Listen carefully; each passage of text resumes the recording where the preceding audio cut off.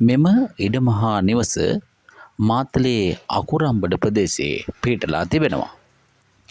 ගලේවිල මාතලේ ප්‍රධාන මාර්ගයේ සිට මීටර් 500ක් වැනි දුරකින් එනම් අකුරම්බඩ ජාතික පාසල පවතින මාර්ගයේ මීටර 500ක් පමණ දුරින් මෙම නිවස පිහිටලා තිබෙනවා.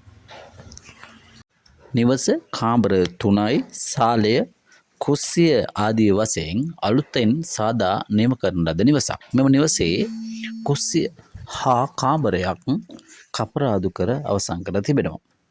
ඒ වගේම තමයි මෙම පර්චස් 39ක භූමි ප්‍රදේශයේ ඉතා සරුසාර විදියට වැඩුණු ගම්මිරිස් වැල් දක්නට ලැබෙනවා.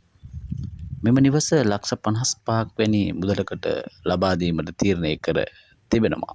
එනිසා ආපදාවලින් තොර මෙම නිවස ඔබ ලබා ගන්නේ නම් අපගේ තිරේ දැක්වෙන අංකයට අපට ඇමතුමක් ලබාගෙන තොරතුරු ලබා ගන්න.